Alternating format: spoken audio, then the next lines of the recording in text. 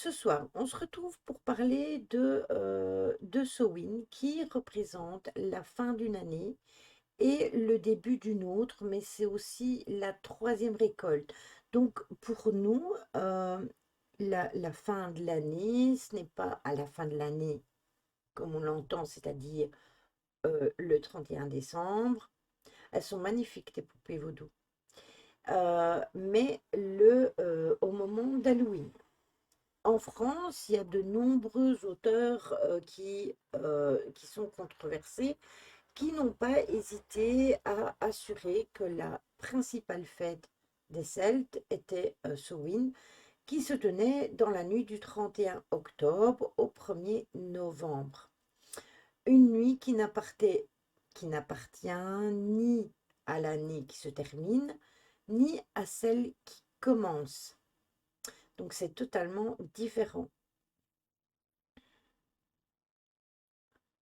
Ah ouais, mais l'Irlande, j'aimerais vraiment y aller un jour, j'espère, franchement. Samhain est connu pour la plupart des personnes comme étant la veille de la Toussaint ou encore Halloween, mais cela est bien plus qu'une simple fête aux allures un peu carnavalesques où on se déguise, où on se maquille, ou aussi une journée où on va fleurir les tombes. Il faut savoir que Samhain, c'est le sabbat le plus connu chez les païens et le plus fêté, forcément.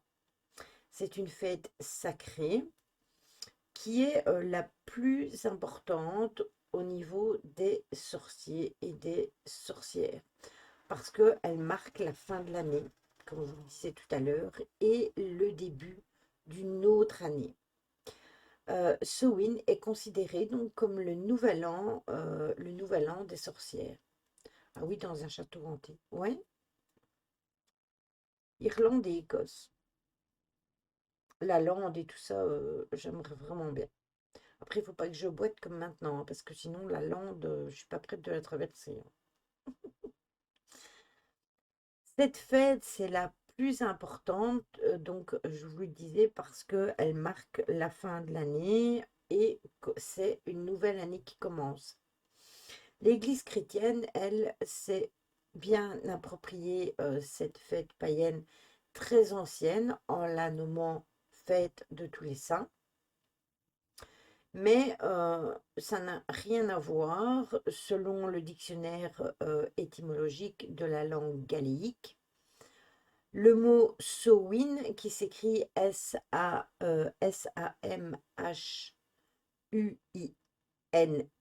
donc deux N, signifie l'extrémité de l'été, à savoir donc que les Celtes divisent l'année en deux saisons, celle qui représente la période lumineuse et celle qui représente la période de l'obscurité. Rappelez-vous, on en a déjà parlé quand on a passé le sabbat précédent, qu'on commençait à rentrer dans justement cette période d'obscurité.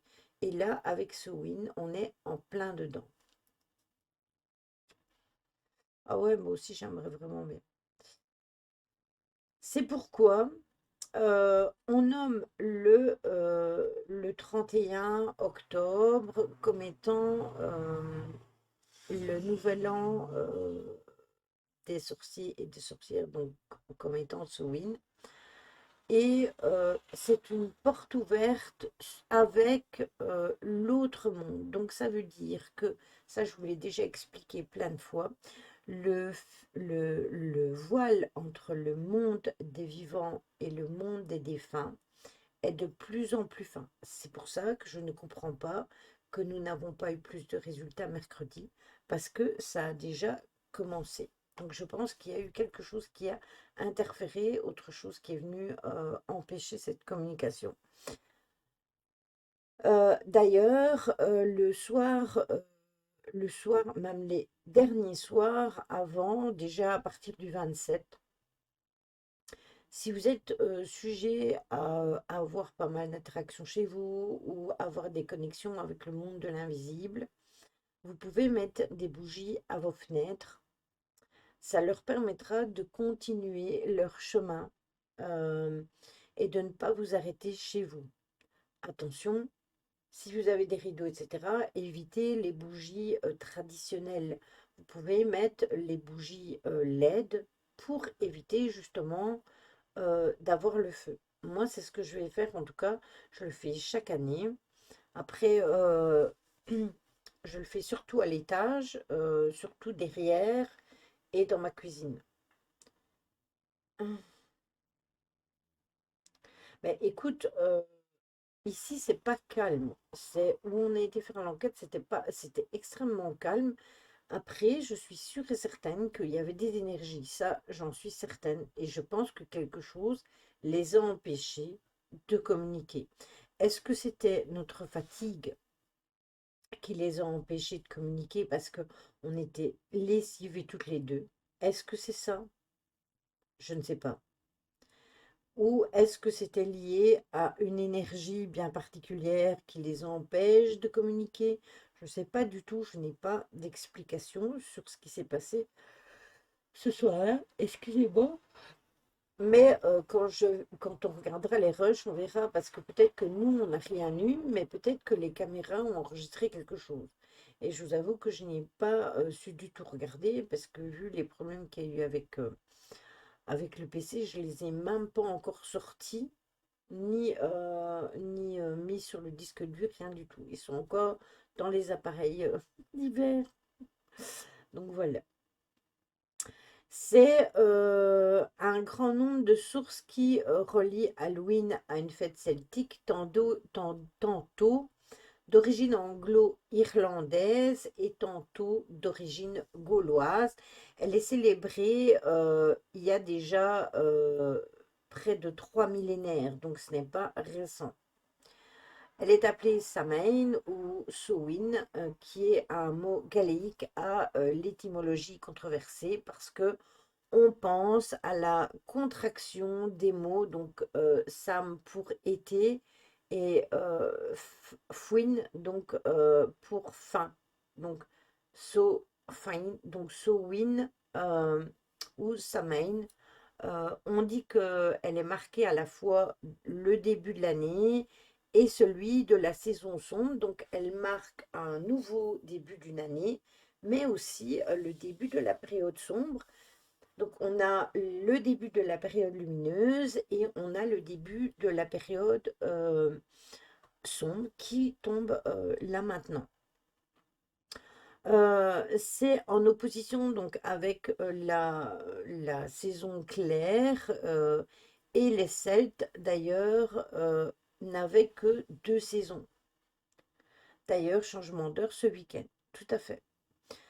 Elle correspondrait surtout à cette étrange nuit, donc comme je vous le disais tout à l'heure, durant laquelle les frontières entre le monde des vivants et le monde de l'invisible est exceptionnellement extrêmement ouvert, permettant ainsi des allées-venues à loisir. Les vivants pourraient donc ainsi visiter quelques heures durant le monde des défunts, parce que quand les défunts et les invisibles et autres personnages fantastiques, hein, parce qu'il n'y a pas que les défunts, ça peut être aussi tout ce qui est rallié aux forêts, comme les fées, les trolls, tout ce que vous pouvez rêver. Et ils sont en mesure donc de déambuler ici, donc avec nous. C'est pour ça que je vous dis, le coup des bougies, c'est intéressant, parce que ça, le Leprechaun en Irlande, c'est ça. En cette période de l'année qui est tellement particulière, il faut savoir que cette fête-là va être fêtée pendant 3 nuits, donc le Trinoc Samoni, et, euh, et ça c'est un moment aussi où on va pouvoir être beaucoup plus connecté avec le monde qui n'est pas le nôtre. Euh, Comment? Vous avez les druides aussi qui commémoraient, pardon, le changement du cycle également. Donc il n'y avait pas que les sorciers et les sorcières, il y avait aussi les druides qui allumaient un feu sacré pour toute leur communauté. Et ça, ils faisaient ça sur une roue qui représentait le soleil, euh, tout simplement. Les festivités duraient donc 7 jours au total, le jour de Samhain lui-même et 3 jours avant et 3 jours après.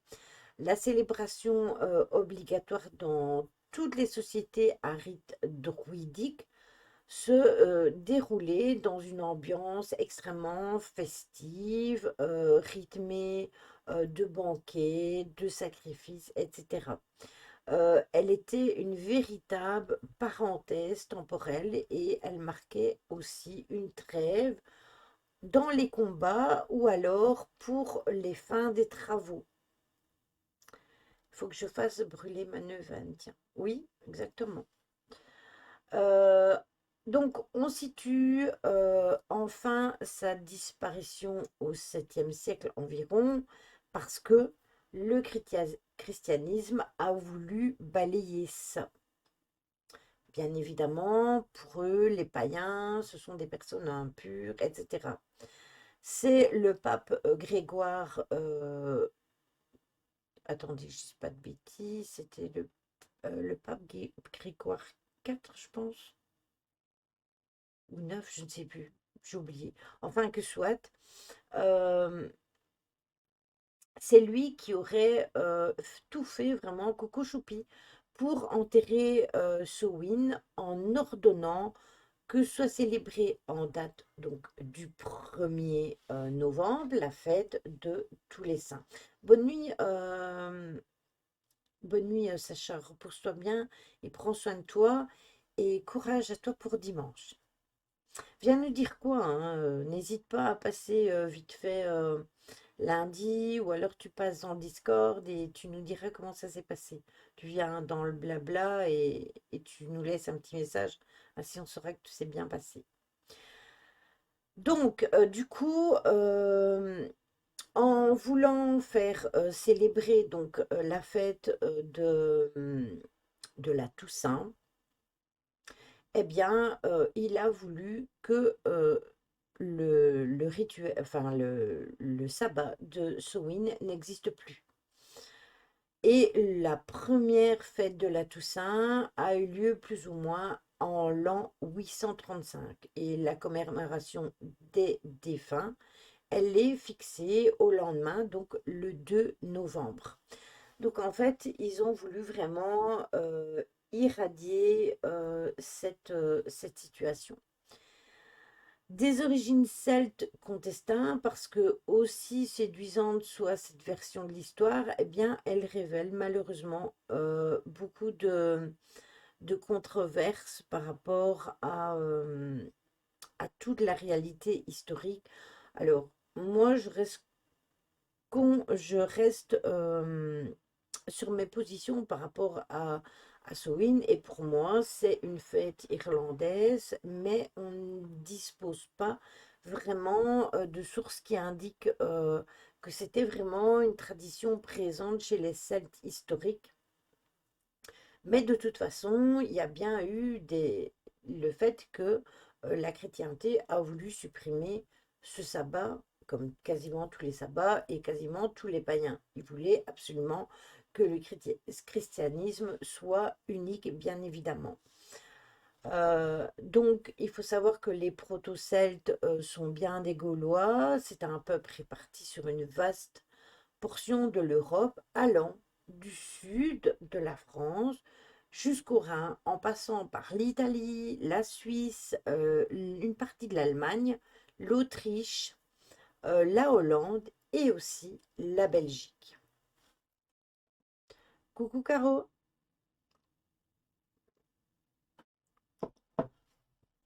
Donc la première mention de Samhain que l'on trouve dans la littérature irlandaise date plus ou moins du haut Moyen Âge, voire du Moyen Âge.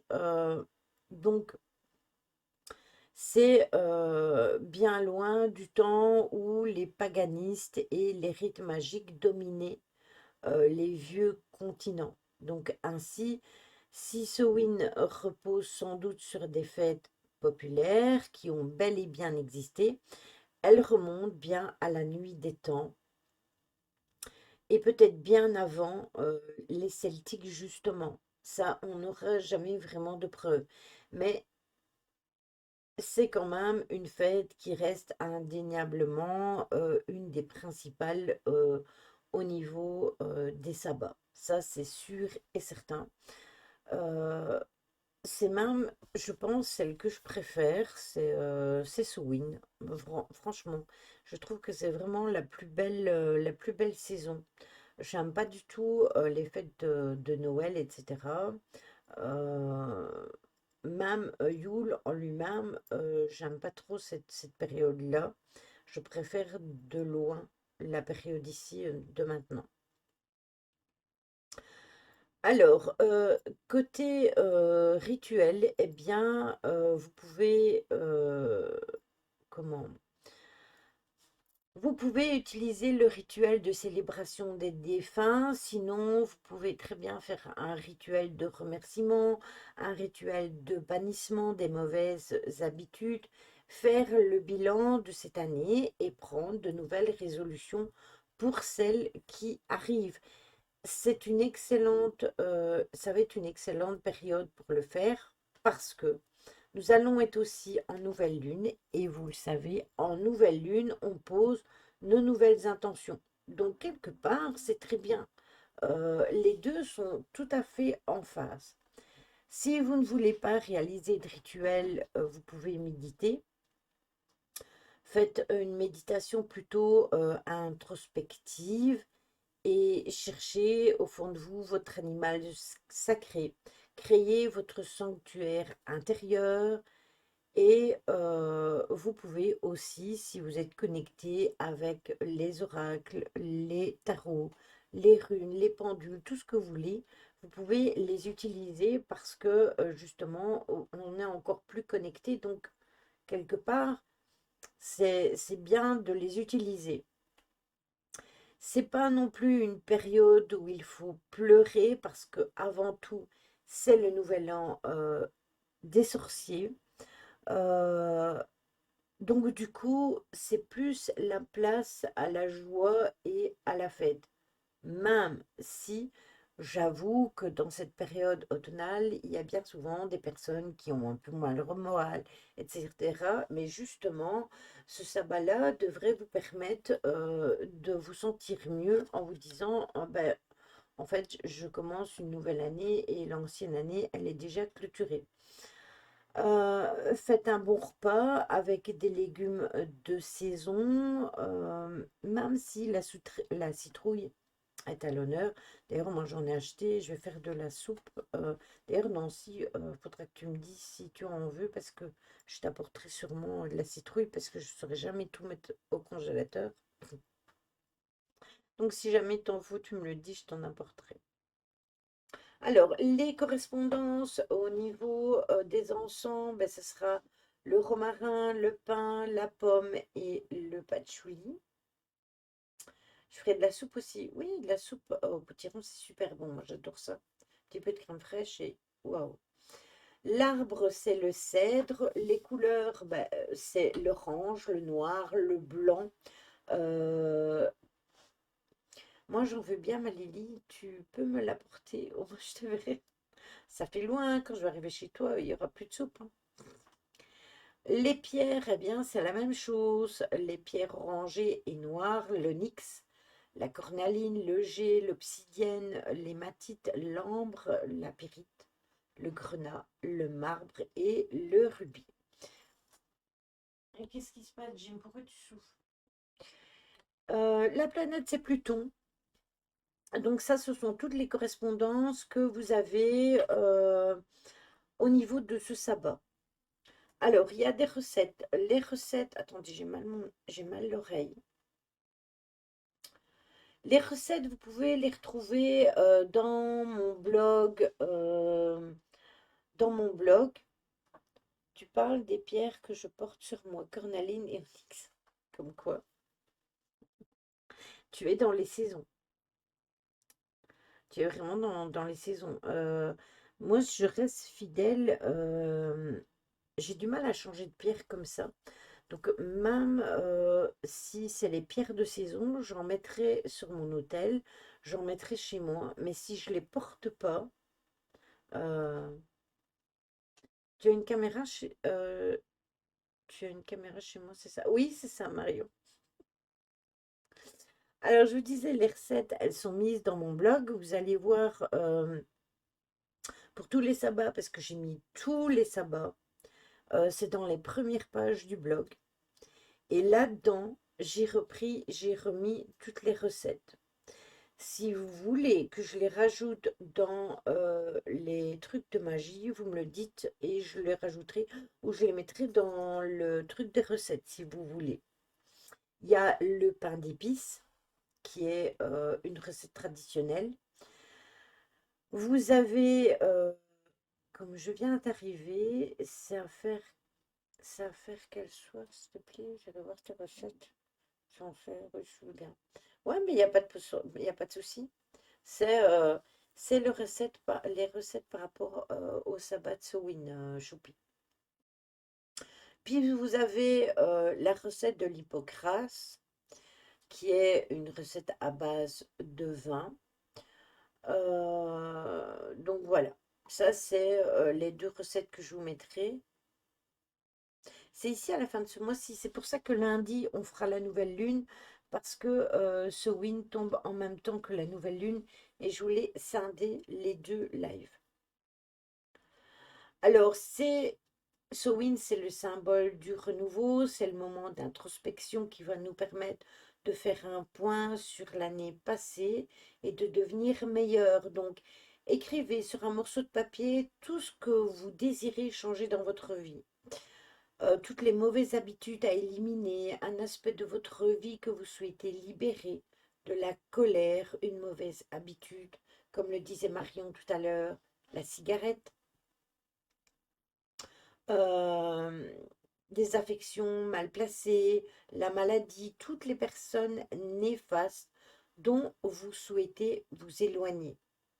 Alors, ça fait pas long, ça fait quand même un petit moment qu'au niveau des ESBA, donc au niveau des pleines lunes et tout ça, il y a cet effet de nettoyage et de s'éloigner des personnes qui ne nous correspondent plus. Et là, avec Swin, on est en plein dedans. Donc, de toute façon, comme on vous l'a déjà dit, quand vous ne vous sentez pas prêt, eh bien, il y a un moment où l'univers, il va en avoir ras-le-bol. Et il va vous mettre devant le fait accompli. Il va dire, bon, allez, c'est terminé maintenant, ça a assez duré, et blam, vous allez vous rendre compte de vous-même que les gens que vous croyez qui sont bien, bienveillants, gentils, etc., ben, qu'en fait c'est tout du faux, hein, que les masques tombent et vous allez vous dire, ah ben oui, au final, voilà. Soignez mon enfant intérieur alors que je lui, je lui dis déjà que je prends soin de lui, mais il lui manque quelque chose, mais je ne sais pas quoi. J'ai appris à faire ça avec Tony. Après, je ne suis pas encore à 100%, à 100% comme ça, mais je fais des gros efforts parce que j'ai compris que c'était important. La peur est synonyme de tes angoisses. Sans la peur, bah, tu n'aurais pas d'angoisse. Donc, tu dois soigner tes peurs pour ne plus avoir d'angoisse, Choupi. Si tu sais que tu es angoissé et que tu as peur, c'est que c'est lié, les deux sont liés. Donc, tu dois vraiment travailler ça. Normalement, Tony, il a dû te le dire, hein. Tu as eu des soins avec lui. Vraiment, il a dû te faire le point là-dessus. Préparer et décorer l'hôtel avec quelques fruits de saison, des pommes, des citrouilles. Euh, Moi, personnellement, je ne mettrai pas tout ça parce que j'ai des petits diablotins qui vont me faire des catastrophes. Je vais juste mettre des fruits secs qui sont pas dangereux.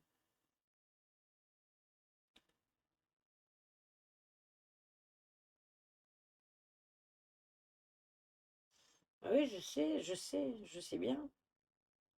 En plus, Choupi, on est vraiment dans une période, là maintenant, comme je le disais tout à l'heure, on est dans une période de l'automne et cette période, bien souvent, c'est le moment où on se sent vraiment pas bien. Donc, il faut vraiment travailler là-dessus maintenant. Oui, ben voilà, voilà. Parce que je sais que mon rhume que j'ai toute l'année, c'est par rapport à un choc que j'ai eu petite et mon corps s'est dit, vu qu'on s'occupe de moi, quand je suis malade, je vais l'être tout le temps. Ah oui, ça c'est possible. Ça c'est bien possible. Alors, vous pouvez allumer des bougies noires, oranges, blanches ou or, de l'encens, genre, comme je vous ai dit tout à l'heure, du pain, du patchouli, de la sauge. Et vous pouvez faire un cercle et devant l'autel, vous levez votre baguette. Et là, vous dites en cette nuit de Samhain, je souligne ton passage du couchant au pays de l'Éternel, jeunesse, roi du soleil. Je souligne aussi la disposition de ceux qui nous ont précédés et ceux qui nous suivront dans la mort. Gracieuse déesse, mère éternelle, toi qui enfantes ce qui est déchu, rappelle-moi que dans l'obscurité la plus profonde brille la lumière la plus étincelante ou éclatante, comme vous voulez.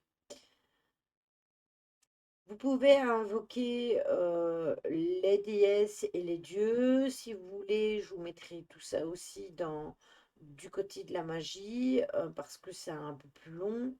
Vous avez celle qui est à la déesse et vous avez ceux qui est au dieu. Goûtez aussi aux fruits coupés, sentez leur saveur en pensant que c'est la bonté de la déesse qui vous a permis de partager cette nourriture. Allumez un feu à l'intérieur dans un chaudron ou une bougie et asseyez-vous devant. Vous regardez le petit morceau de papier que vous avez dans la main, que vous avez fait tout à l'heure, et vous regardez la flamme et vous dites, ô sagesse de la lune décroissante, déesse de la nuit stellaire, je bâtis ce feu dans ton chaudron pour transformer ce qui me hante et qui soit inversé au niveau des énergies, de la noirceur à la lumière, du mal au bien, de la mort à la vie. Vous prenez, si vous n'avez pas de quoi allumer un feu, vous prenez juste une bougie, hein. Ça suffit. Il ne faut pas que vous fassiez des frais expressément. Si par exemple vous avez un petit bol et une bougie chauffe-plat, ça fait un feu. Vous pouvez le faire sans problème. Par contre, tu es bien coiffé, j'adore. Bah, en fait, j'ai juste fait une queue sur le côté, hein. Enflammez le morceau de papier en le passant dans le feu du chaudron ou de la bougie et jetez-le à l'intérieur de celui-ci. Si jamais c'est dans une bougie, eh bien, faites-le dans une casserole ou un truc où vous ne risquez pas de mettre le feu, hein. Mettez pas le feu chez vous, hein. Et pendant qu'il se consume, eh bien, vous visualisez vos mots qui vous quittent à partie et qui partent dans la fumée pendant que le papier brûle. Rappelez-vous, on fait ça aussi dans les lettres pour le deuil, que ce soit pour le deuil d'un proche, ou pour le deuil de quelqu'un qui est décédé ou d'une relation qui est terminée. On fait exactement la même chose. Et pour finir, vous allumez une bougie blanche pour chaque âme pour laquelle vous désirez prier. C'est aussi une période propice pour vous adonner à la divination et à l'exploration de vie antérieure. Laissez les choses se faire, honorez les noms de vos défunts, mais et puis voilà. J'ai écrit une lettre à mon papa, je dois la brûler. Je l'ai écrite il y a au moins 2 mois. Si tu te sens prête à choper, oui. Parce que si tu ne la brûles pas et que tu ne lui envoies pas, il ne l'aura jamais. Bienvenue à toi, Caroline. Caroline, éternelle des bois. Bienvenue à toi sur le live.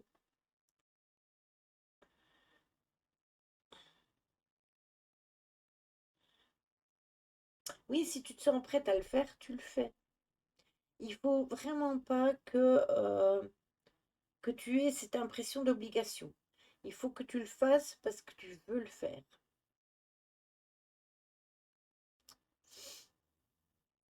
Mm. Tout simplement. Mais normalement, ça doit t'aider, Choupi. Alors, vous avez aussi le rituel de célébration des âmes. Ça, pour ça, il vous faut une bougie noire pour chaque défunt à qui vous souhaitez rendre hommage. 4 bougies pourpres, une épingle, de l'huile de sang, 2 dragons, une clochette, de l'encens d'olifant, une coupe d'eau et quelques fleurs de chrysanthème. Alors, c'est des choses qui sont faciles à trouver. Par contre, si vous n'avez pas une grosse cloche, ne dépensez pas de l'argent pour acheter une grosse cloche. Utilisez une petite, même si vous avez une clochette de chat. Ça fera son travail. Oh, c'est son numéro dans mon téléphone que j'arrive pas à effacer. Je comprends. Je comprends tout à fait. J'ai eu longtemps celui de Anne dans mon téléphone sans l'avoir effacé. Il a fallu que je change de téléphone et que je perde quasiment tous les numéros que j'avais dedans pour ne plus l'avoir. Donc, je comprends. Alors, il y aura un rituel à faire. Vous purifiez l'espace où vous allez faire le rituel. Vous créez, euh, vous créez votre cercle magique d'une manière un peu particulière. Vous disposez donc les bougies pourpres en carré et vous disposez tout le matériel qui reste au centre. Et vous prenez bien soin de placer le brûleur à huile en haut du carré. Vous allumez les bougies pourpres, l'encens et le brûleur. Et pour célébrer les âmes, eh bien, il faudra procéder une par une, tout simplement. C'est Jo. Miao Mix, t'as dû changer de compte? Oui, t'as 2 comptes? Ah. Donc tu réponds avec les deux. Bon, vous retenez que Caroline, éternelle des bois, c'est Jo. Donc c'est Miao Mix. Oui, c'est quand même mieux sur l'ordinateur. Ah oui, ah mais carrément, carrément. Mais va sur l'ordinateur et tu ranges ton téléphone. Quelle coquine. Alors, du coup, quand vous avez fait tout ça, vous inquiétez pas, je vous le mettrai dans la magie, hein. Eh bien, vous prenez une bougie noire, vous gravez le prénom de la personne à qui appartient l'âme à guider et vous enduisez la bougie d'huile avant de l'allumer. Sachez que vous n'êtes pas obligé de prendre des grosses bougies. Euh, Regardez, moi j'ai des bougies comme ça pour les rituels. Attendez. Pour un temps soit peu, je ne renverse pas tout parce que je fais une catastrophe. On va éviter de se lever hein, parce que sinon on est encore là demain. Alors, je sais pas où sont mes bougies noires. Les violettes sont là, les bordeaux. Je pense que ça c'est une noire. Ah non, c'est une bleue. sais pas où elles sont. J'espère d'ailleurs que j'en ai encore. Enfin, j'en ai toutes sortes de couleurs. Voilà les noirs. Les noirs. Ouais. Voilà. Ce sont des bougies comme ça. Elles sont faciles pour vous graver dessus. Hein, elles ne sont pas grosses. Vous avez dans les boîtes comme ça, vous avez toutes les couleurs. Moi, j'ai noir. Ça, c'est rouge. euh, Rose. Il y a vert, il y a bleu, il y a violet. En fait, celles-ci, elles sont super pratiques parce que si vous avez besoin d'utiliser plusieurs bougies, bah déjà, elles se consument plus vite. Ça, c'est déjà une chose. Vous n'êtes pas obligé de les laisser tourner tout le temps parce que je sais que ça peut être super dangereux de laisser des grosses bougies. Oui, c'est ça, exactement, Miami. C'est exactement ça. Mais là, ma boîte, j'ai même des oranges. Attendez, ça c'est les roses. Mais je sais que j'ai des oranges, mais elles doivent être au fond. Parce que ma boîte, pour bien faire, il a fallu qu'elle se casse. J'ai des jaunes aussi. Regarde. Orange, jaune, voilà. Je prends sur la coupe des fées. Alors moi non, je ne les avais pas pris sur la coupe des fées. Je ne saurais même plus te dire où je les ai pris. Après, moi, j'ai plus jamais pris à la coupe des fées parce que j'ai des personnes qui ont pris chez eux et qui, au niveau des pierres, ont eu du plastique, enfin, un champ de résine. Donc, du coup, j'ai plus jamais rien osé prendre chez eux. Mais je les avais achetés, je ne sais plus où. C'est Made in China. Enfin, que ce soit que vous les achetiez n'importe où, dites-vous que celle-ci, elle se consume beaucoup plus vite. Donc c'est plus facile quand vous devez faire des petits rituels d'abondance, etc. et utiliser des bougies vertes, eh bien, vous devez les laisser moins longtemps. Il y a moins de danger. Si vous devez aller vous coucher assez rapidement après votre rituel, ben, ça dure moins longtemps, tout simplement, dans les yeux de Gaïa. Alors, du coup, quand vous avez fait tout ça, vous priez quelques instants en vous rappelant le plus possible de toute l'affection que vous aviez portée à la personne qui est défunte et que vous lui avez porté de son vivant. Et surtout, tentez d'éloigner tout ce qui est colère, haine, animosité, parce que sinon l'âme sera complètement perdue. Et après, vous agitez la clochette et vous dites ces quelques mots. En cette nuit sacrée où les âmes se réunissent, où la mort et la vie se confondent et s'entremêlent, je me fais guider de celle-ci vers la lumière pour que le mal jamais n'entrave la paix qu'elle mérite. En cette nuit sacrée où tout le monde se mélange, où nulle frontière n'entrave les voyages, je montre aux âmes la voie de l'éternité paisible, car rien ne m'en empêche et rien ne les retient, quoi qu'il en soit ainsi. Piquez-vous le doigt avec l'épingle et faites perler le sang dans la coupe en disant l'âme de, vous dites le nom du défunt, est appelée, attirée par mon essence, rien ne la détourne de moi, pas même le mal. Puis vous remettez le nom du défunt. Viens à moi maintenant, je t'appelle pour te guider. Les frontières n'existent plus. Descends pour m'écouter, et qu'il en soit ainsi. Concentrez-vous bien et attendez la présence de l'âme de votre défunt. Enduisez vos mains d'huile, mettez les fleurs de chrysanthème dans un saladier et videz bien la flamme de la bougie. Ensuite, et fixez bien la flamme de la bougie.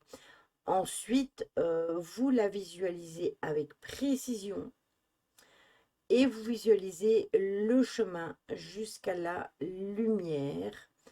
Une fois l'âme arrivée à destination, vous lâchez prise et vous recommencez éventuellement pour d'autres âmes. Voilà. Ça, c'est pour aider les âmes qui sont perdues, les âmes de vos familiers qui n'auraient pas trouvé la paix et la lumière. Voilà. Si vous allez voir dans le Discord de Nancy, Café Lily, si vous allez voir dans le Discord de Nancy, pour les personnes qui sont dedans, après si vous voulez aller le rejoindre, n'hésitez pas à le dire, on vous enverra les liens. Elle a mis énormément de choses sur le sabbat, sur les rituels, etc. Donc, si ça vous intéresse, n'hésitez pas à aller checker tout ça dans son Discord. Voilà. Ce n'est pas compliqué du tout.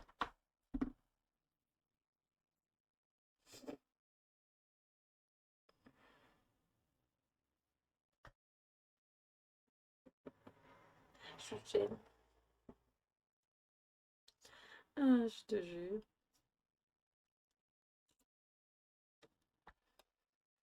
Bon, ça c'était pour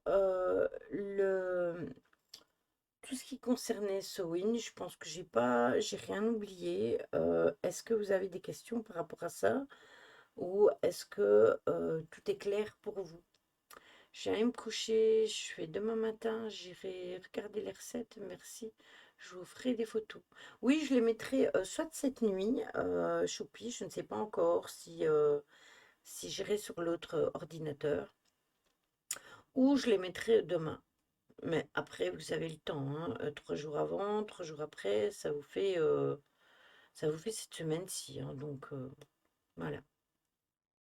Non, pour moi, c'est assez clair. Mais là, tu es retourné sur ton téléphone. Pourquoi tu vas pas sur ton PC, Miao Mix?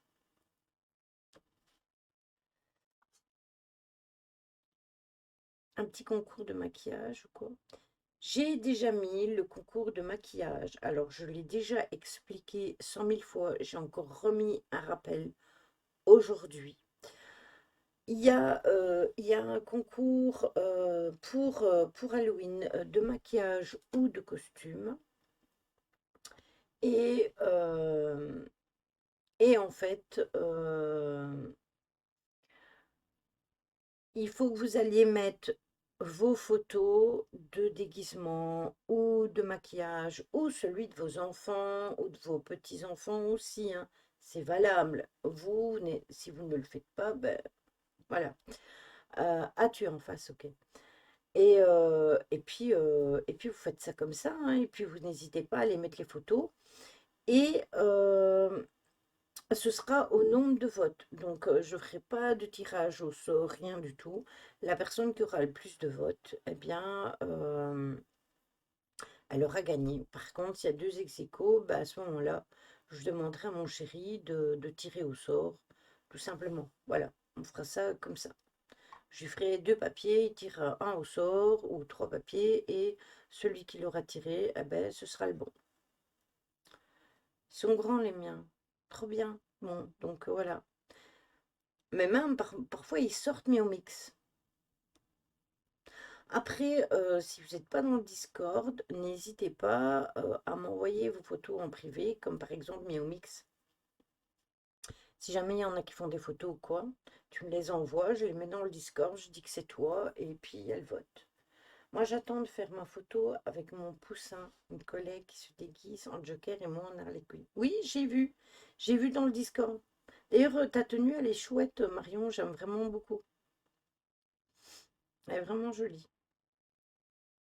La diseuse de bonne aventure. Donc voilà, j'ai fait un concours tout simple. J'ai encore rien choisi comme lot. Je choisirai chez Nancy et ce sera selon les personnes. Parce que pour un homme et pour une femme, c'est pas encore la même chose. Pour un homme qui n'est pas connecté trop avec les énergies, c'est autre chose. Donc voilà, c'est Marion Harley, exactement. Exactement. Donc voilà. Je l'ai mis assez tôt, hein, le concours. Je l'ai mis déjà, j'avais déjà mis Attendez, je l'avais mis, je remonte, pour que vous puissiez vous préparer, je l'avais mis le 25 septembre 2024, je l'ai déjà mis. C'est pour que vous puissiez anticiper les choses et prévoir. Moi, j'ai 3 tenues que j'ai fait. Non, je suis pas fan d'être déguisée ou pas. Je peux m'habiller en Harley Quinn, en elfe, en gitane dans la vie de tous les jours. Je suis pas fan d'être déguisée ou pas. Ah oui, mais ça, c'est un truc que tu peux porter tout le temps hein, après. C'est pas nécessairement dérangeant, je dirais. Et puis, de toute façon, au niveau de ces vêtements, je pense que bah, on met ce qui fait écho avec nous. Et si ça nous plaît d'être comme ça, je vois pas en quoi ça peut déranger autrui.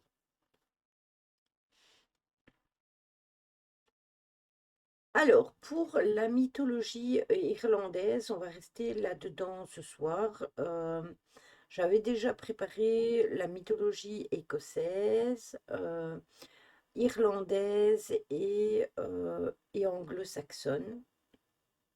C'est ça. J'ai pris des vêtements que je peux réutiliser. Oui, bah tout à fait. Ouais, exactement. On s'habille comme on veut. C'est ça. Euh, et du coup, quand je me suis dit, ah oui, mais je vais faire ce win demain, je me suis dit, bah tant pis, je vais m'occuper de la mythologie irlandaise et éventuellement anglo-saxonne. Ainsi, bah, on reste dans le thème, hein. On reste connecté là-bas. Et puis voilà. Donc, la mythologie irlandaise, c'est une civilisation bien évidemment celtique qui venait d'une grande partie de l'Europe et c'est en Irlande et en Gaule que l'on trouve la plus importante documentation sur la mythologie celtique irlandaise. Il y a l'expansion, donc on va parler un petit peu d'histoire, il y a l'expansion de l'Empire romain, tant en Gaule que dans la partie sud de l'île de Bretagne, et ça a provoqué l'acculturation des sociétés celtiques qui a commencé à partir du 1er siècle avant Jésus-Christ et qui a progressivement adopté la romanisation. L'Irlande n'a pas été envahie par les Romains et le fait d'être resté sans ça, ça les a préservés.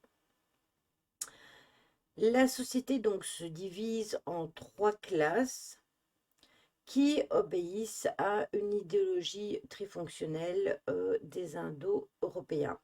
Vous avez la classe sacerdotale qui est composée de druides, de bardes, d'aristocrates guerriers dirigés par le roi. Vous avez aussi les coproducteurs artisans et accessoirement des prisonniers de guerre et des esclaves. Si le roi possède la souveraineté, il ne peut agir sans l'avis des druides qui ont effectivement le pouvoir absolu sur tous les aspects de la vie des Gaëls.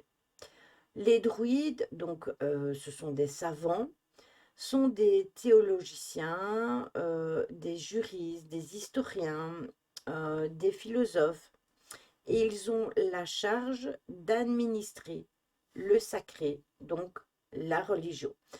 Le rôle du roi est de garantir la prospérité et de précéder à la redistribution donc des richesses. Donc les producteurs, les artisans, les agriculteurs, les éleveurs, etc. Ils ont la charge de pouvoir aux besoins de l'ensemble de la société. Au 5e siècle, le christianisme va supplanter l'antique religion.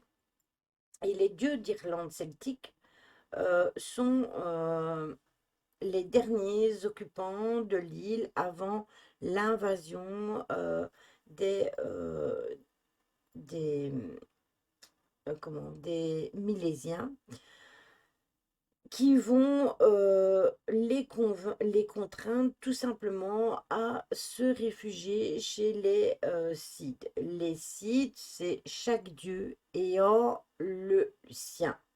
Ils deviennent donc leur résidence et représentent l'autre monde tout simplement. La société divine reprend la structure de la société humaine, donc il y a les classes comme la sacerdotale, l'aristocratie guerrière et les producteurs. Puis vous avez Lux Amidala, qui est le dieu primordial. Vous avez le Dagda, qui est le dieu druide. Il avait une fonction donc guerrière. Vous avez Ogm, qui est le dieu de la magie guerrière, et vous avez Nuada, qui était celui de la royauté. Les fonctions, et il avait aussi, je pense, les fonctions artisanales, si je ne dis pas de bêtises. Vous avez des dieux forgerons, des dieux bronziers, des dieux charpentiers. Vous avez tous, chacun a ce style de druide.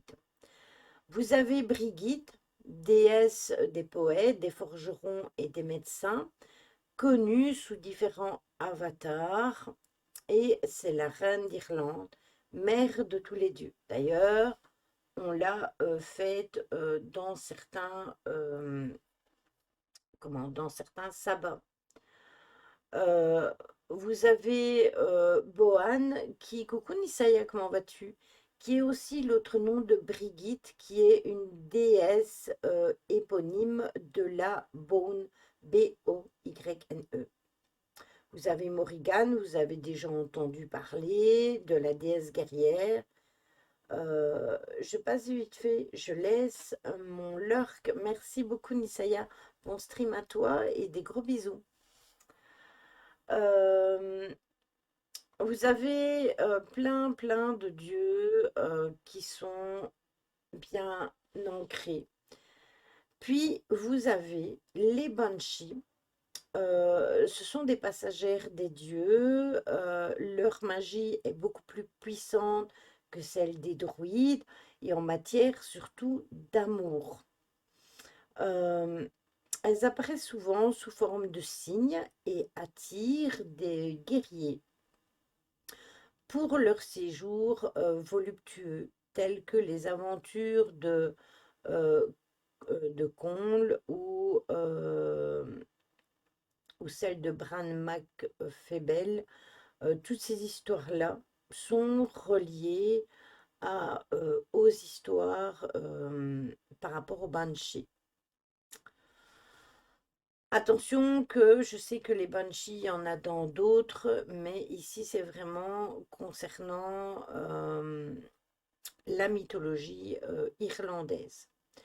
Les druides, eux, sont omniprésents dans les sources littéraires, ils interviennent à tout moment dans la vie des Celtes et plus particulièrement pour tout ce qui relève du religieux.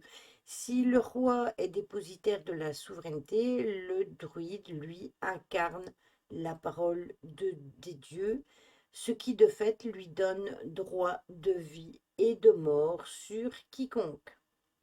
Le roi règne donc sur la direction spirituelle de son ou de ses druides et toute la vie de la société celtique est soumise aux membres de cette classe.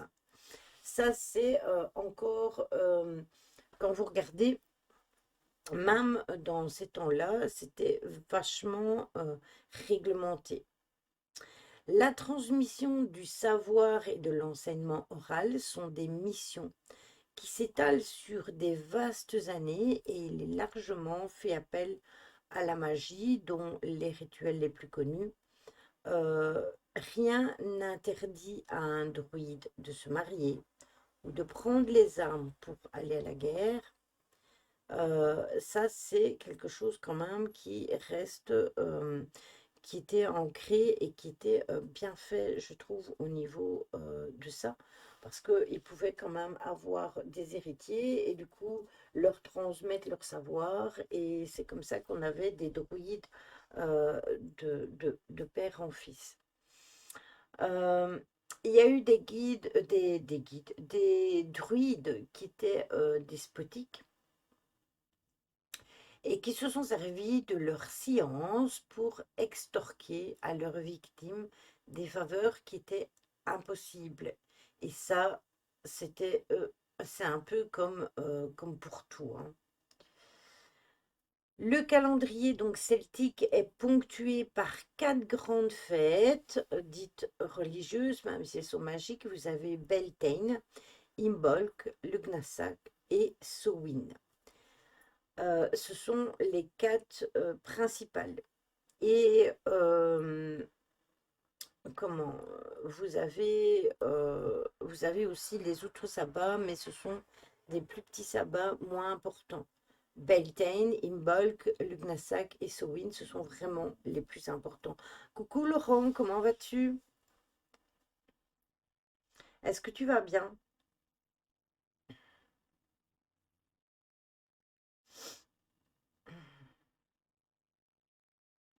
Nickel et toi? Ça va bien, merci. Après, vous avez plein de dieux au niveau de la mythologie celtique, de la mythologie, qu'est-ce que je raconte moi? Irlandaise. Ça, si ça vous intéresse, allez voir dans le blog, je les noterai, mais je ne vais pas tous vous les donner, il y en a tellement, c'est abusé.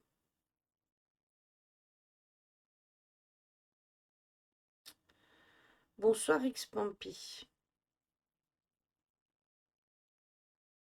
bienvenue à toi sur le live.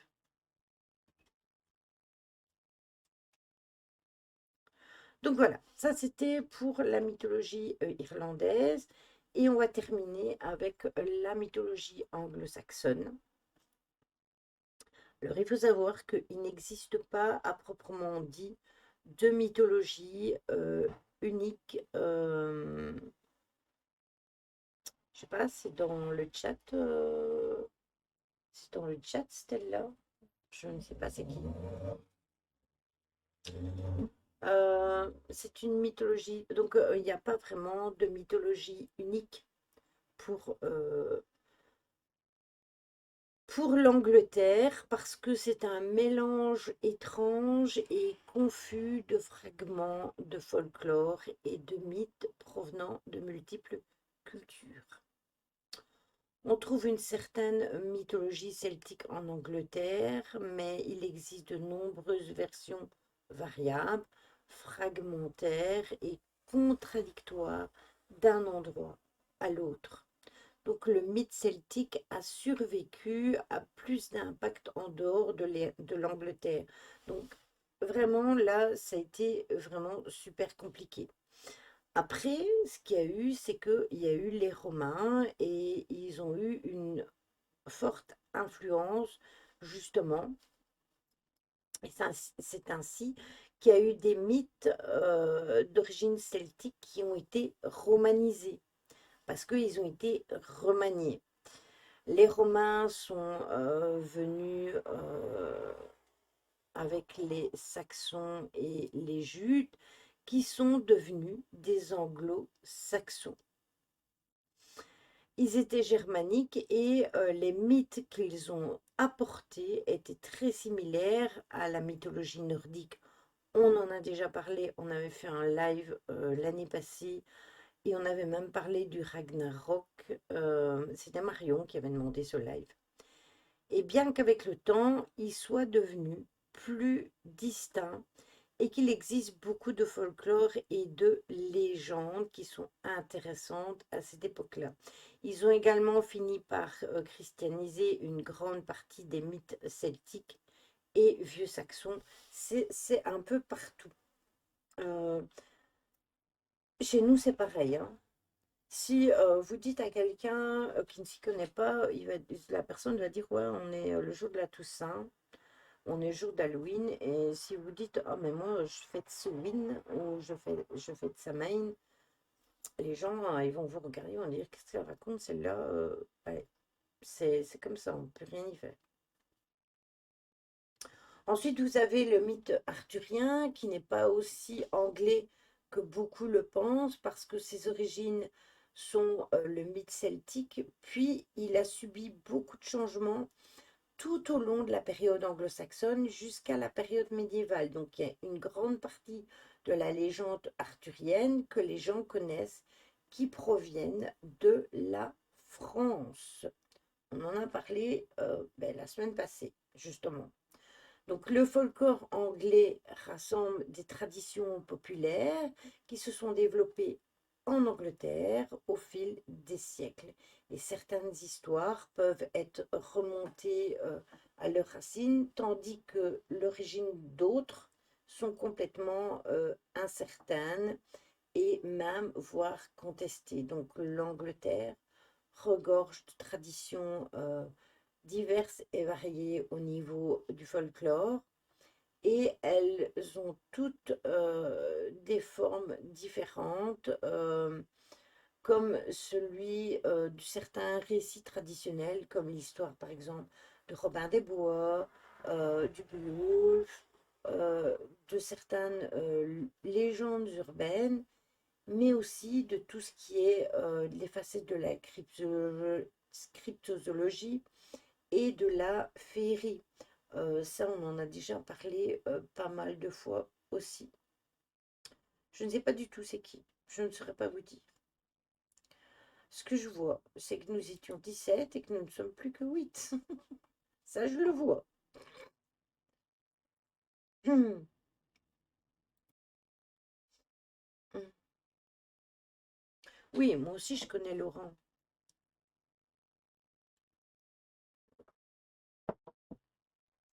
Je n'ai pas lu. Enfin, si j'ai lu, mais j'ai lu dans ma tête, Stella. J'ai lu dans ma tête. Alors, par exemple, la légende de Robin des Bois, on va en parler, c'est un héros du Moyen Âge anglais, et la légende en fait un brigand caché dans la forêt de Sherwood qui volait les riches afin de redistribuer aux pauvres avec l'aide de ses compagnons. La légende de Robin des Bois a été adaptée maintes fois, que ce soit par la littérature, que ce soit par le cinéma, que ce soit par X ou Y histoires.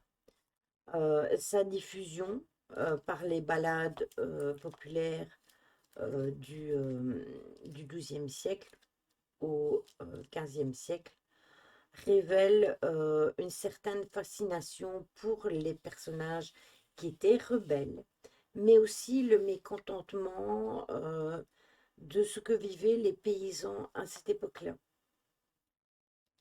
Puis vous avez la matière de Bretagne et le roi Arthur.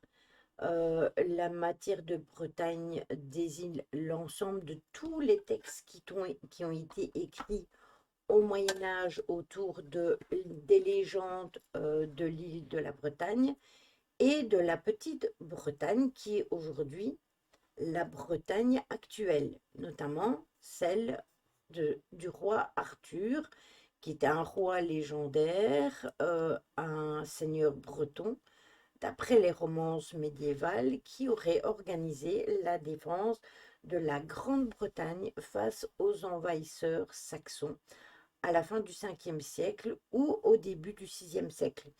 Il semble connu de longue date à travers des contes, des poèmes gallois ou même bretons, qui relatent comme quoi c'était un grand guerrier qui va défendre la Bretagne.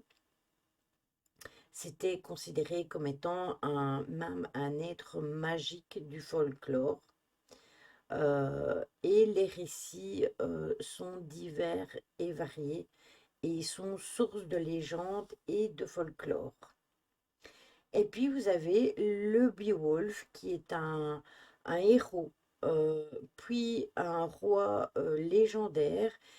Il est le personnage central du poème anglo-saxon Beowulf, qui relate ses combats entre Gretel et sa mère, puis son arrivée sur le trône et sa mort après 50 années de règne en affrontant un dragon qui terrorisait tout son pays. C'est un héros anglo-saxon et c'est le neveu du roi des Geats, peuple d'origine thrace et proche des Daces. Et les Geats étaient établis sur la rive droite du Danube et le Beowulf tua deux monstres descendants de Caïn qui sévissaient au Danemark. Alors, Caïn, c'est pas la même signification que le Caïn que vous connaissez dans la Bible. Une nuit, une admirable créature nommée Grendel va se rendre au palais du roi et va dévorer la sentinelle qui montait la garde parce que il ne supportait pas entendre le bruit de la fête. Puis il prit l'habitude de venir chaque nuit s'attaquer à la garde du palais et il urinait même sur la porte. Puis il retournait dans son antre pour dévorer tout simplement la victime qu'il avait faite. Le roi et la population ne savaient pas comment s'en délivrer et leur pays était sous l'emprise d'une terreur incroyable et aucune arme n'était parvenue à l'atteindre. Et c'est alors que Beowulf va lui tendre un piège et il va réussir à s'en dégager en y perdant un bras. Il est mortellement blessé et le monstre va rentrer dans sa grotte proche du lac et il va y mourir. Oui, j'avoue. Très satisfait de cet acte de courage et de force, le roi va couvrir Beowulf de cadeaux, car son royaume semblait débarrassé de la menace. Mais c'était sans compter sur la mère Grendel, une créature encore plus épouvantable parce qu'elle retourna sur le lieu de l'attaque et elle va dévorer un conseiller du roi. Beowulf se mit à sa poursuite, il la suivit dans un lac et il va plonger jusqu'à la caverne qui lui servait de repère. Et au cours du combat acharné qui va s'ensuivre, eh bien, Beowulf va perdre sa fidèle épée. Donc, comme Arthur, il va avoir la chance de trouver une arme magique dans l'eau et il va l'utiliser pour achever la mère de Grendel. Ils ont que ça à faire pour rire le chat. Ouais, mais moi je ne fais même plus attention, tu sais, en fait. Je fais plus trop attention, Miao Mix. J'interagis avec les personnes qui interagissent normalement. Après, bah, on a eu des personnes qui n'étaient pas trop connectées avec le para, etc. Mais ils passent et ils disent, ouais, moi j'y crois pas trop, mais je m'y intéresse. Alors oui, c'est agréable de discuter, mais après, quand c'est des injures ou quoi, c'est perdu d'avance, en fait. Voilà.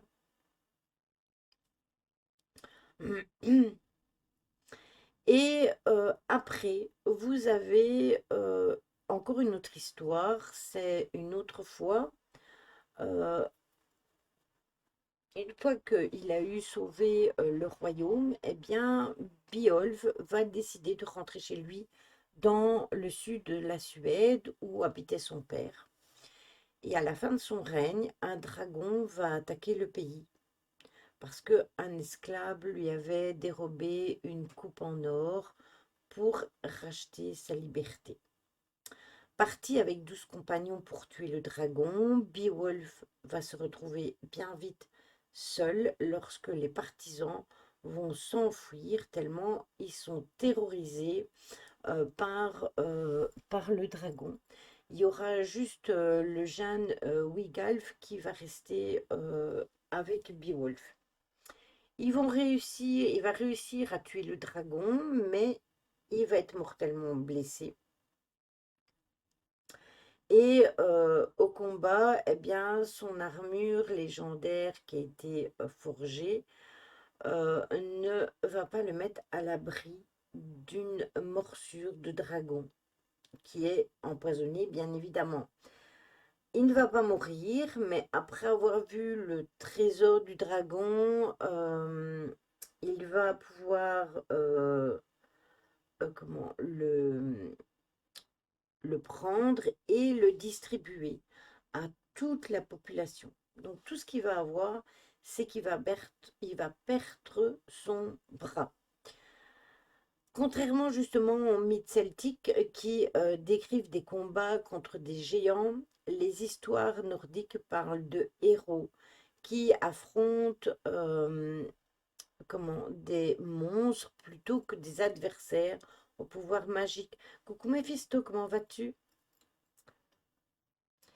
Ceci s'oppose justement au concours de coupage de tête qui va venir affronter le grand héros et, champion de Luther, ou encore Gauvin ou le géant vert, parce que ce sont des monstrueux adversaires qui avaient le pouvoir de revenir tout simplement à la vie, même après avoir eu la tête tranchée.